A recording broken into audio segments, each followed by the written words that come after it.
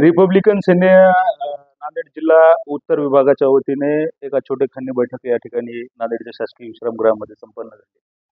आणि राहुल चिखलीकर जे गेल्या साधारणपणे 20 वर्षापासून फुले आंबेडकरवादी सामाजिक राजकीय धार्मिक चळवळीमध्ये त्यांचं मोठं योगदान आहे.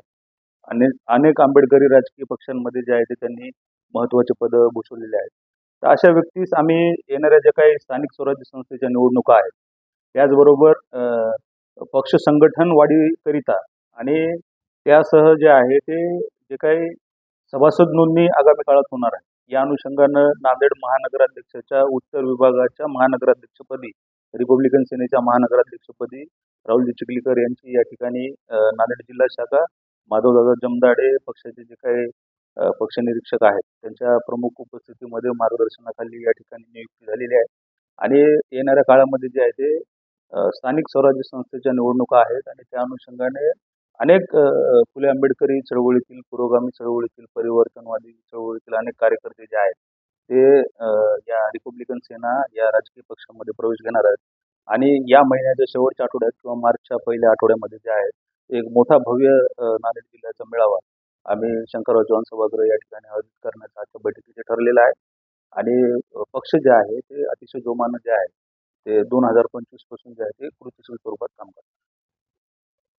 आज रिपब्लिकन सेना महाराष्ट्र कार्यकारिणीच्या वतीनं नांदेड जिल्ह्याचे जिल्हाध्यक्ष माननीय आमचे राजूभाऊ सोनसळे, सर्व पदाधिकारी प्रतीकभाऊ मोरे, मरुकदास जगदे, सर्व आम्ही आज राहुलभाऊ चिखलीकर यांचा रिपब्लिकन सेनेमध्ये पूर्वीच आहेत, पण आज त्यांच्याकडे जबाबदारी मोठी वाढलेली आहे.